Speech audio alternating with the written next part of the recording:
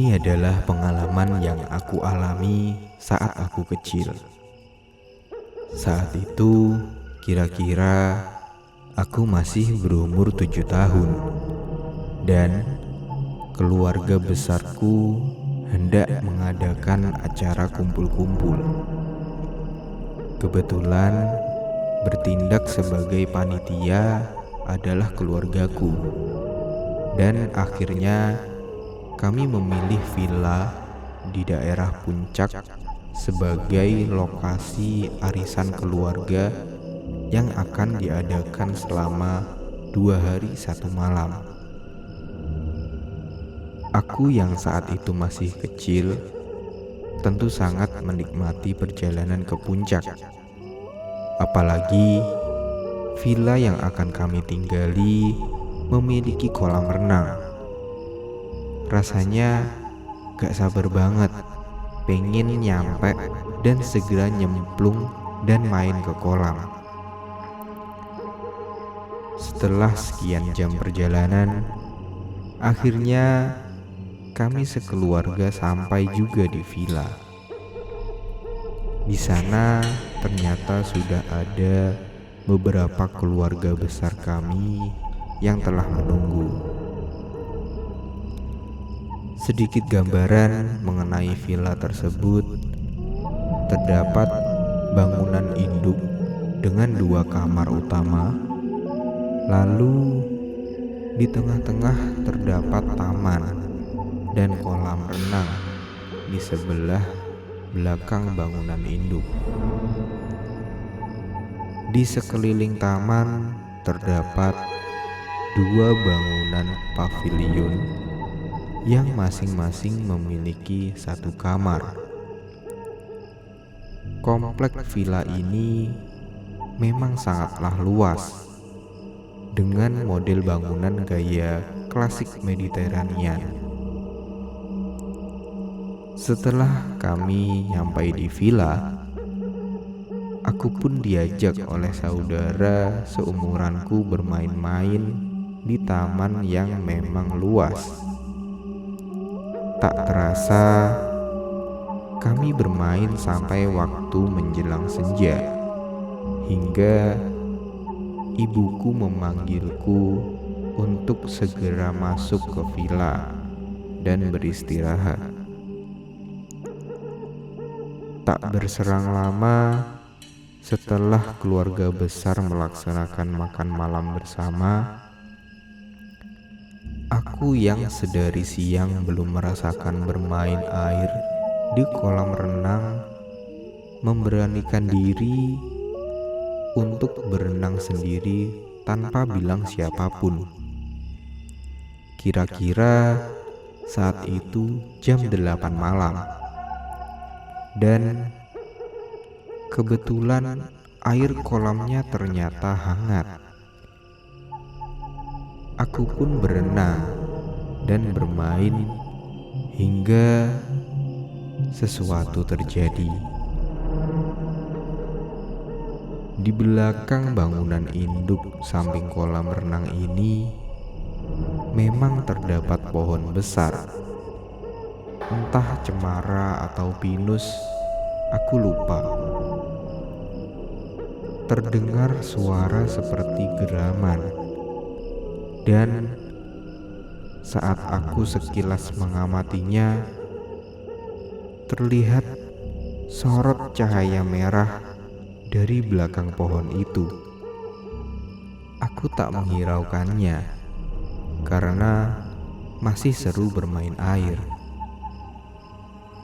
Tiba-tiba ibuku keluar dari bangunan utama villa dan memanggilku untuk segera naik dari kolam renang karena sudah malam. Dan aku pun segera menurutinya karena ibuku memang terlihat agak marah saat itu. Baru 2 langkah aku keluar dari kolam, tiba-tiba punggungku mendapat lemparan dari arah pohon samping kolam itu. Gak sakit sih, Cuman kaget aja setelah aku lihat ternyata sepotong batang singkong kecil yang mengenaiku. Siapa sih iseng banget ngelempar beginian? Pikirku saat itu. Langsung aku datangi ke arah pohon itu karena aku menyangka bahwa itu ulah saudara-saudaraku yang iseng. Baru ku coba menengok balik pohon itu. Aku terkaget. Ada sosok berbulu lebat seperti monyet, tapi tinggi besar, hampir setinggi pohon, sedang berdiri menatap ke arahku dengan mata merahnya. Tanpa banyak kata, aku langsung lari ke arah ibuku dengan ketakutan. Ibuku bertanya, "Ada apa?" Aku menjawab, "Aku dilempar sama kayu." Lalu dia bertanya lagi, "Siapa yang ngelempar?" Aku pun menggeleng, tanda tak tahu. Seketika ibuku berteriak, "Siapa yang berani lempar-lempar anakku? Kurang ajar," katanya. Aku pun diajak masuk ke dalam bangunan utama villa itu. Singkat cerita, malam setelah kejadian, aku dilempar batang singkong oleh sosok itu. Ibuku ternyata dimimpikan oleh sosok besar seperti barong.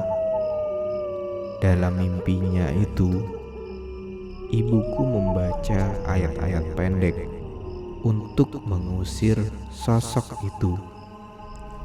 Namun bukannya pergi, malah sosok itu menirukan bacaan ibuku. Entah sosok itu ada hubungannya dengan aku dilempar kayu di pinggir kolam atau tidak. Lalu pada pagi harinya, ibuku langsung cerita kepada kakek yang saat itu kebetulan juga ikut acara keluarga di villa tentang mimpinya semalam. Mendengar cerita ibuku, tanpa pikir panjang, kakekku mengambil garam segenggam lalu membaca entah baca apa. Dan garam disebar ke sekeliling bangunan utama villa. Tiba-tiba saja kakekku berhenti di pintu belakang bangunan utama yang mengarah ke kolam renang. Dan di situ dia sedikit menggali tanah. Ternyata di bawah tanah itu muncul bungkusan kain kafan kecil. Saat dibuka, berisi paku beling dan bekas darah. Entah siapa yang menanam, tapi terlihat bungkusan itu belum lama ditanam. Kata kakekku, ada yang berusaha tidak baik dengan keluargaku dan menyasar ibuku melalui media bungkusan kain itu.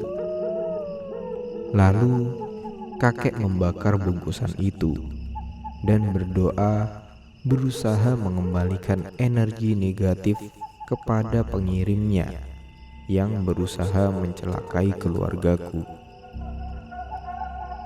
Setelah kejadian itu, keluarga kami memutuskan untuk pulang lebih awal dari agenda dan segera meninggalkan villa itu. Beberapa hari kemudian setelah acara itu, ibu mendapat kabar bahwa salah satu dari keluarga besar kami yang saat itu juga ikut dalam acara keluarga di villa, baru saja meninggal kecelakaan.